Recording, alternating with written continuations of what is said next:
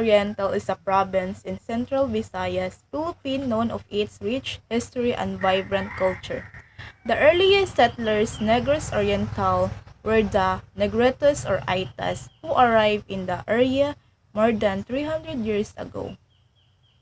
They were followed by other indigenous groups like the Visayan and Dumagats, who inhabited the area during pre-colonial times. During the American period in the early 90s, during Negros Oriental became a center of education and culture. Many schools were established in the province, including the Silliman University, one of the oldest universities in the Philippines. This period is also saw the rise of Negrans writers who produced a body of literature that reflected the province's traditions, costume, and way of life. Today, Negros Oriental continues to celebrate its history and culture through its literature and arts. The province takes pride in its rich heritage and promotes its local writers, artists, and craftsmen.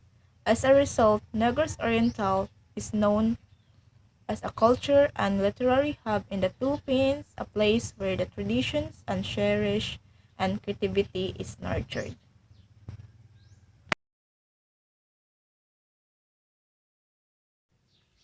Negros Oriental became a province under the American civil government on March 10, 1917. In 1934, Negros Oriental became a corregiment to a separate military district.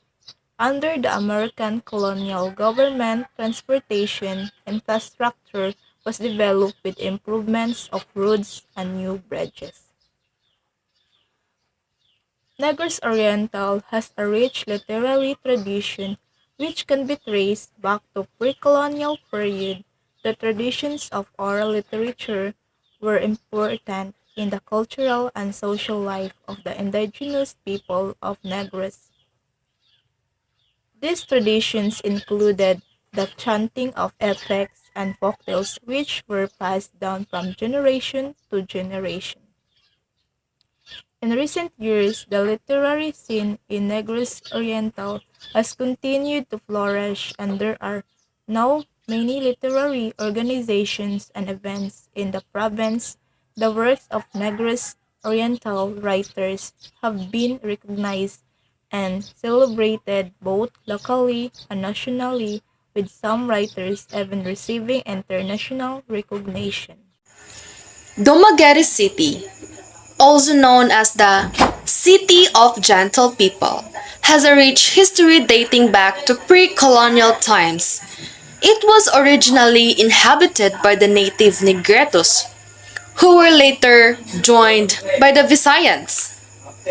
And during the 16th century, the Spanish explorer Miguel Lopez de Legazpi arrived in Negros Island and claimed it for Spain. The first Spanish settlement in the area that is now Dumaguete was established in 1572. And in the late 1800s, the American forces took control of the Philippines from Spain and brought about significant changes in the city. American Governor William Howard Taft declared Dumaguete as the capital of the newly created Negros Oriental Province in 1901. During the World War II, Dumaguete was occupied by Japanese forces and suffered significant damage. And after the war, the city underwent reconstruction and development, bringing about rapid growth in commerce, agriculture, and education. And today, Dumaguete is a bustling city that is home to various industries, cultural landmarks, and educational institutions. Its rich history and unique blend of culture make it a popular destination for tourists and a desirable place to live for locals. Historical background of neighboring towns in Dumaguete City. Dumaguete City is known for being a university town and a center for culture and the arts in the Visayas region of the Philippines. However, its neighboring towns also have their own unique historical backgrounds that contribute to the overall character of the area. First, Bacong. This town is located just south of Dumaguete City and has a rich historical background that dates back to pre-colonial times. It was once known as Bagong, meaning new, and was a thriving community of fishermen and farmers. During the Spanish colonial period, Bacong was established as a pueblo and a church was built. It was also one of the first towns to join the Philippine Revolution against Spain in 1896, and several important patriots came from this area. Second is Valencia, located to the west of Dumaguete City. Valencia is known for its beautiful mountain scenery and cool climate. It was also a site of resistance during the Philippine-American War, with local guerrilla fighters taking on the American forces. Valencia was also the site of the Battle of Pulang Lupa in 1900s, which was one of the largest engagements of the war. Third is Darwin. This town is located to the south of Dumaguete City and is known for its pristine beaches and marine life. However, it also has a rich cultural heritage with several important landmarks like the San Nicolas de Tolentino Church and the Apo Island Lighthouse. Darwin was also one of the first towns to join in the struggle for Philippine independence, and many of its residents were active in the revolutionary movement. Fourth is Sibulan, located to the north of Dumaguete City. Sibulan is known for its scenic coastal areas and beautiful waterfalls. The town also has a rich history with several landmarks like St. Thomas Aquinas Church and the ruins of the old Spanish fort. Sibulan was also a site of resistance during the Philippine-American War, with local fighters taking on the American forces and successfully defending the town from attack. Overall, the neighboring towns of Dumaguete City have their own unique histories and contributions to the cultural heritage of the region. Whether you're interested in the Philippine Revolution and the Philippine-American War, or just enjoying the natural beauty of the area, there's something for everyone to explore. Historical background of Buglasan Festival. Buglasan Festival is an annual event held in Negros Oriental, Philippines. It is a week-long celebration that showcases the province's rich cultural heritage, art, music, and tradition. The festival's name was derived from the old name of the island province, Buglas. The Buglasan Festival started in 2002 as a small event, but it has now become one of the biggest festivals in the Visayas region. Negros Oriental was once a part of the Negros Island Province, which was founded in 1734. It was later divided into two provinces, Negros Occidental and Negros Oriental, in 1890. Negros Oriental played a significant role in the Philippine Revolution against Spanish rule, and many of its towns and cities were sites of major battles during the Philippine-American War. During the Japanese occupation of the Philippines in the World War II, Negros Oriental was a hotbed of guerrilla activities against the Japanese Imperial Army. After the war, the province played a significant role in the reconstruction and development of the country. Today, Negros Oriental is known for its natural resources such as scenic beaches, hot springs, caves, and waterfalls. The province is also renowned for its rich cultural heritage, which is reflected in the Buglasan Festival. The festival features a variety of activities including cultural performances, street dancing, food fairs, parades, and beauty pageants. It also highlights the province's local products such as handicrafts, agricultural produce, and seafood. Overall, the Buglasan Festival is a celebration of Negros Oriental's history, culture, and achievements. It is testament to the province's resilience, creativity, and diversity.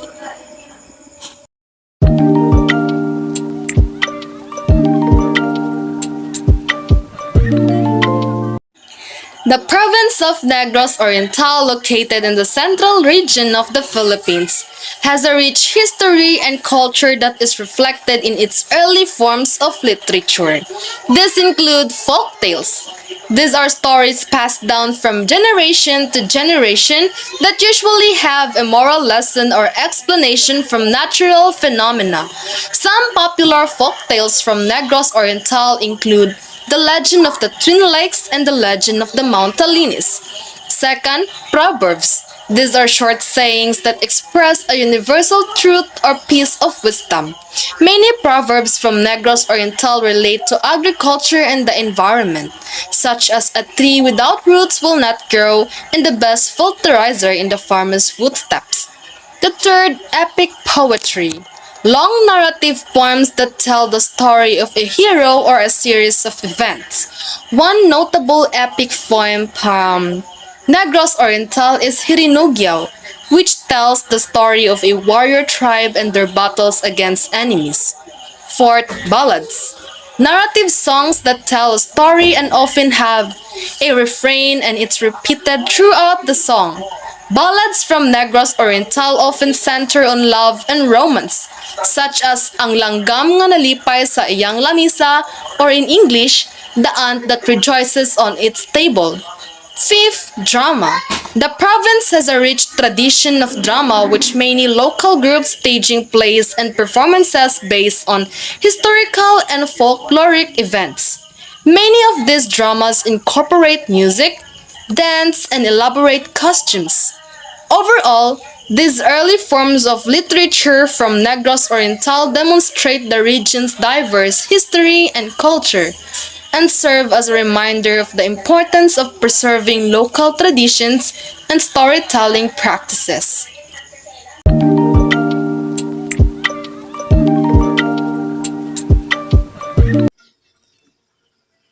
Foundation contribution to the literature. Contributions of Foundation University of the Literatures of the Province of Negros Oriental. Literary Studies. Universities often offer programs or courses in literary studies where students can explore various genres of the literatures, analyze literary works, and develop critical thinking skills. By providing a platform for the study of the literature, universities contribute to the understanding and appreciations of literary works. Creative writing workshops. Many universities organize creating writing workshop and seminars to nurture and support aspiring writers. These workshops provide a space for participants to develop their skills, receive feedbacks on their work, and interact with the established authors. Such as initiatives can foster a vibrant literary community in the province. Literary events and festivals. University may also host literary events and festivals bringing together writers, scholars, and literary enthusiasts. These events provide opportunities for the networking, knowledge sharing, and showcasing local literary talents. They can promote the literary heritage of the province and inspire inspiring and creative among students and the wider community. Publishing the initiatives. Some universities establish publishing house or literary journals to promote local literature. These platforms give writers an avenue to publish their works and contribute to the literary discourse by supporting the publication and distributions of literary works. Universities helps preserve and disseminate local literary traditions.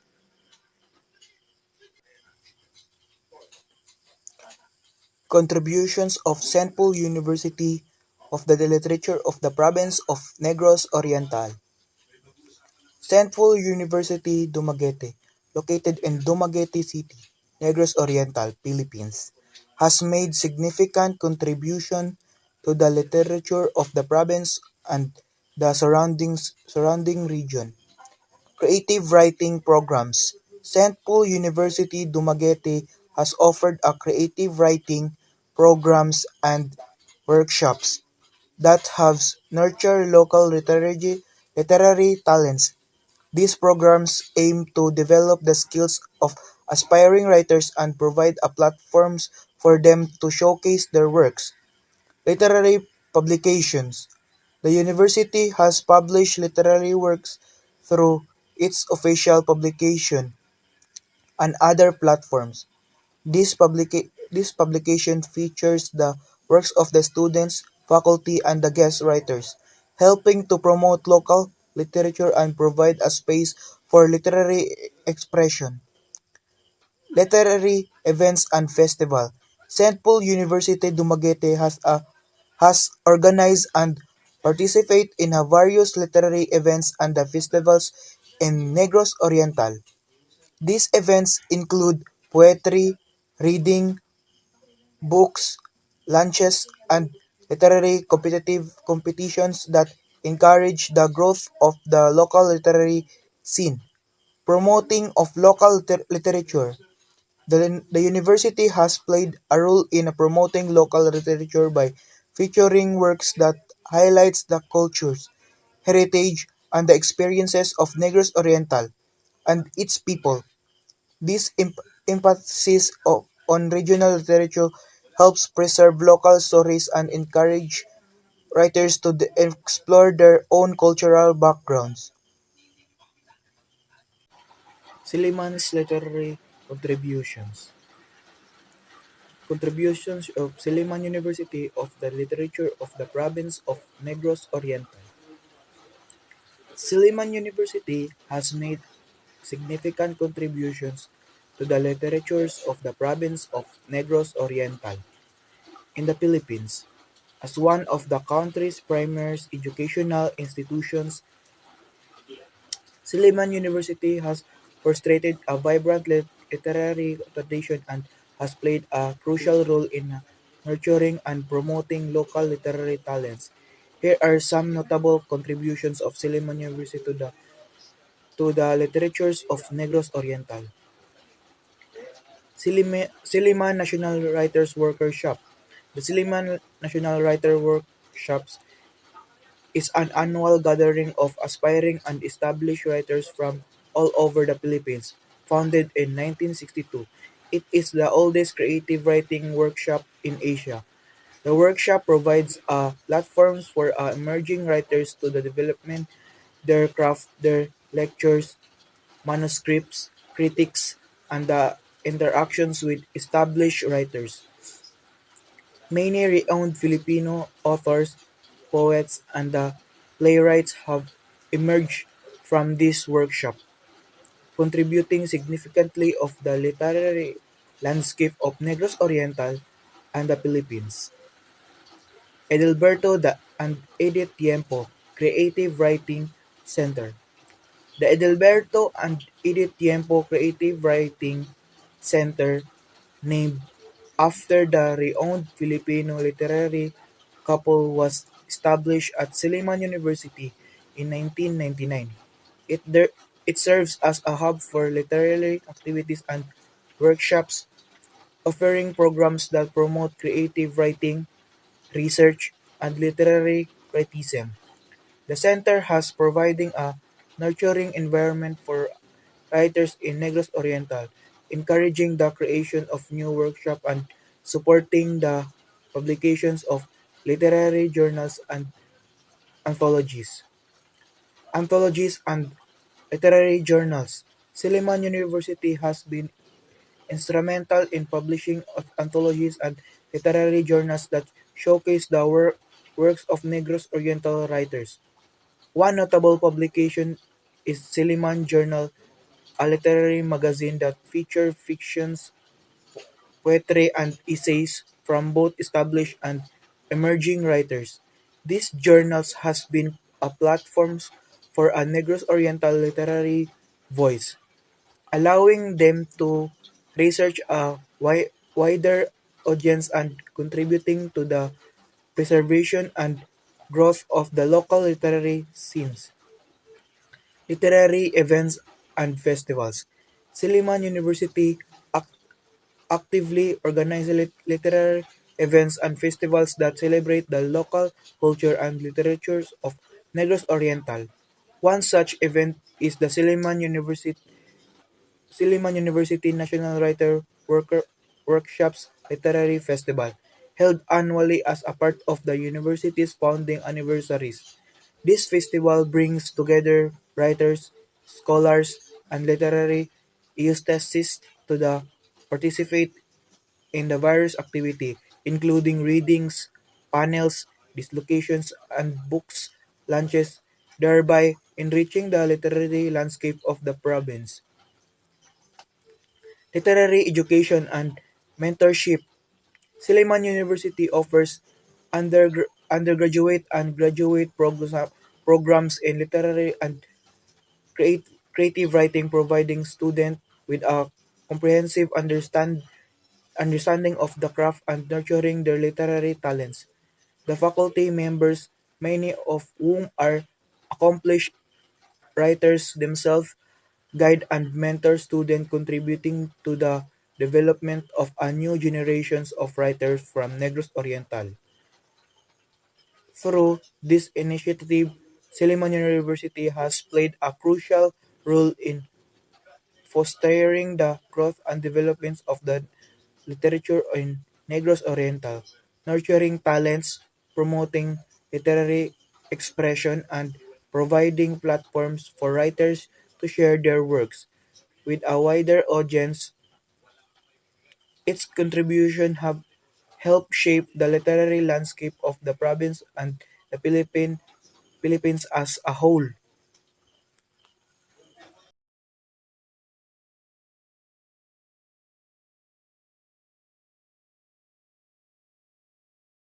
The Silliman Writers Workshop is a prestigious and long-distance creative writing program in the Philippines.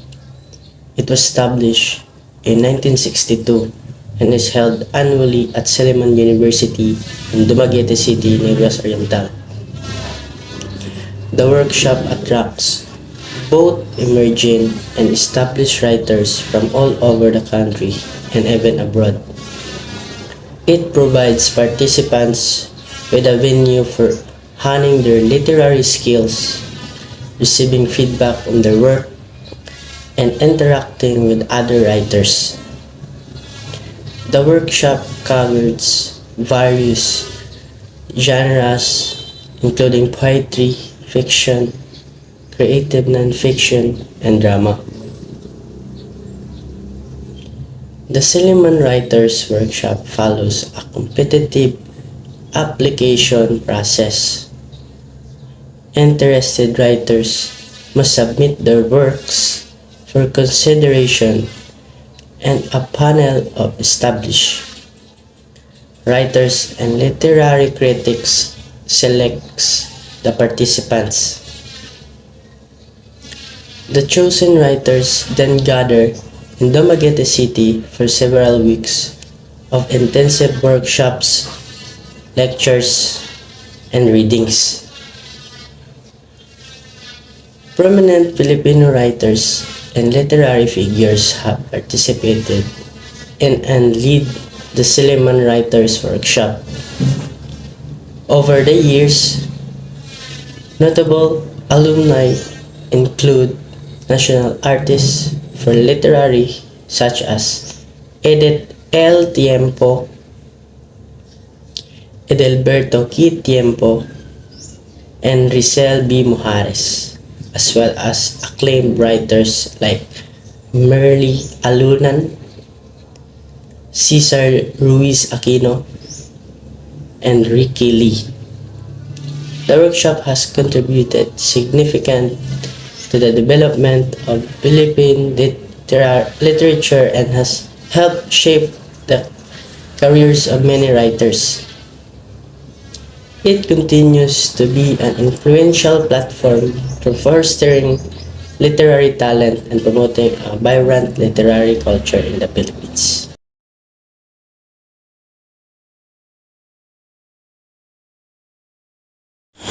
There have been several notable writers from Negros, Oriental, a province located in Central Visayas region of the Philippines. Here are a few of them. Edelberto K. Tiempo, 1913 to 1996. Tiempo was a renowned Filipino writer, critic, and professor. He co-founded the Silliman University National Writers Workshop, which has been instrumental in nurturing Filipino literary talent. His work include A Blade of Fern and To Be Free. Edith Lopez Tiempo, 1919 to 2011. Edith L. Tiempo was an esteemed Filipina poet, fiction writer, and educator. She also co-founded the Silliman University National Writers Workshop and served as its director. Her notable works include The Native Coast and Woman's Liberation. Cesar Magalang Lumba, 1943 to 2012. Lumba was a Filipino poet, playwright, and novelist. He is known for his work that tackled social and political issues. Some of his notable literary works are Bahandi sa Nalibugon ang Kalibutan sa Nanginahanglan. Rowena Torrebillas is a contemporary Filipino poet, fiction writer, and playwright. She is a daughter of Edelberto and Edith Tiempo. Some of her notable works include Isla Negra and Noor. These are just a few examples of writers from Negros Oriental. The province has a vibrant literary community, and there are many more talented writers' contribution to the local and national literary scene.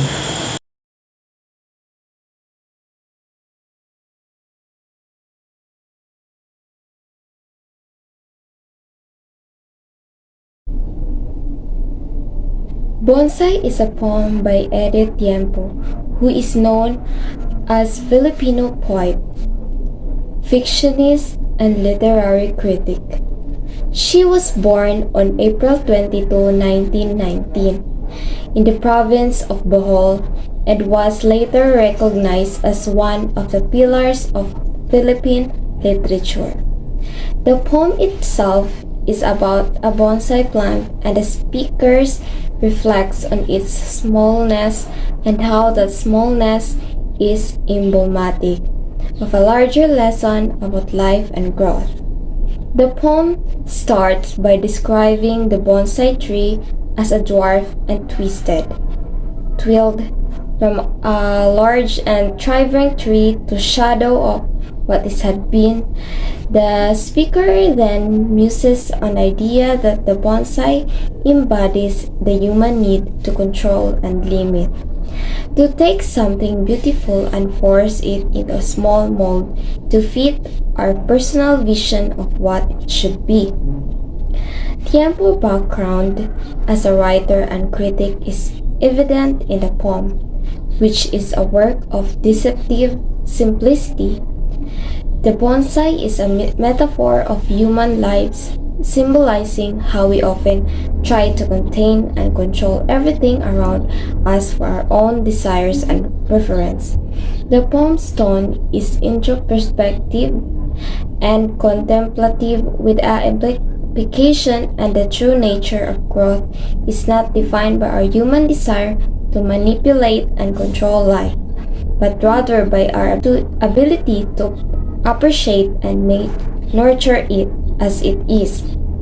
Overall, Bonsai is a thought-provoking poem with a deep and personating message.